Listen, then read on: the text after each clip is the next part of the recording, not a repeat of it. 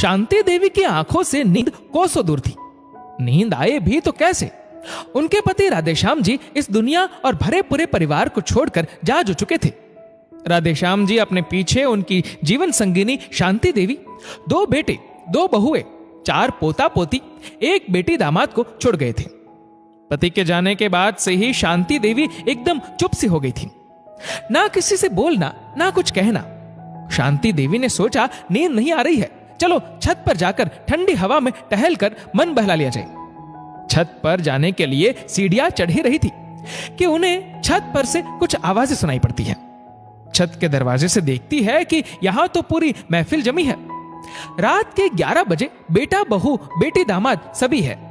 उनके कदम वहीं ठहर जाते हैं। अब पिताजी तो रहे नहीं, इसलिए मेरे पति यानी तुम सबके बड़े भैया ही इस घर के बड़े कहलाएंगे। सासू मां अकेली हो गई है तो उन्हें अब इतने बड़े कमरे की क्या जरूरत? हमारा कमरा भी अब हमें छोटा पड़ने लगा है। उनका कितना बड़ा और कितना आलीशान कमरा है, इसलिए सासू मां और ससुर जी का कमरा अब हम ले लेंगे और सासू मां को हमारा कमरा दे देंगे। बड़ी बहू नंदिनी ने अपना फरमान सुनाया।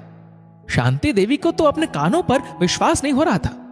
जिस बहू को वह अब तक गाय समझती थी, उसने आज अपने सिंग दिखा दिए।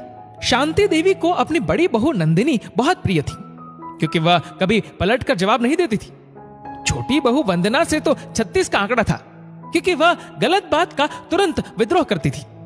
सास हो या ससुर, गलत के खिलाफ अपनी बात कहने से वंदना कभी नहीं डरती थी। बड़ी बहू ने तो अपने दिल की बात कह दी। बेटी भी कहां पीछे रहने वाली थी।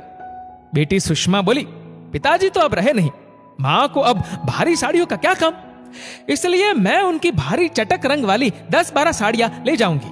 शादी की 30वीं सालगिरह पर पिताजी ने मां को जो सोने का हार बनवा कर दिया था, वह भी मैं ले जाऊंगी। अब मां को इसकी क्या जरूरत? बेटी से ऐसी उम्मीद शांति देवी को नहीं थी। आज उनके पति को गए 15 दिन भी नहीं हुए थे। घर के बच्चे इतना असंवेदनशील हो गए। बड़ा बेटा तो कहने भर का बड़ा था। उसने घर के मामलों में पहले भी कभी ना बोला, ना अब बोल रहा था। तभी छोटी बहू वंदना की विद्रोही आवाज सुनाई दी। बस करो आप सब, ससुर जी चले गए, इसका मतलब यह नहीं कि सासू मां के होते हुए आप सब अपनी मनमर्जी करेंगे।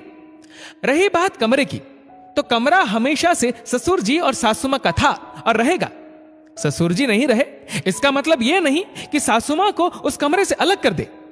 आज भी सासू मां इस घर की मालकिन है। कितनी पुरानी यादें जुड़ी होंगी उनकी उस कमरे से। रही बात आपके कमरा छोटा होने की, तो अब आप अपने बच्चों को सासू मां के पास भी सुला सकते हैं, जिससे सासू मां का अकेलापन भी दूर हो जाएगा और बच्चों को उनसे कहानियां व लोरी सुनने का मौका भी मिलेगा। वंदना ने अपनी जेठानी नंदिनी से कहा, और सुषमा दीदी, आप बेटी होकर अपनी मां के प्रति इतनी असंवेदनशील कैसे हो सकती है?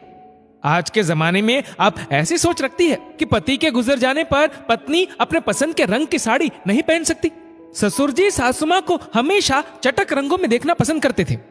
गहने साड़ियां उनकी है, जिसे चाहे दे या पहने, उनकी मर्जी। हमें उनके जीवन में खुशियों के रंग भरने चाहिए, ना कि उनकी जिंदगी बेरंग कर देनी चाहिए। छोटी बहू ने कड़े शब्दों में अपनी जेठानी और ननद की गलत बातों का विरोध किया। शांति देवी के दोनों बेटों ने भी सर हिलाकर अपनी सहमति दर्शा दी। शांति देवी चुपचाप अपने कमरे में वापस आ गई। उन्हें अब समझ आ चुका था कि जिस बहू को उन्होंने पत्थर समझा, वो तो हीरा निकली।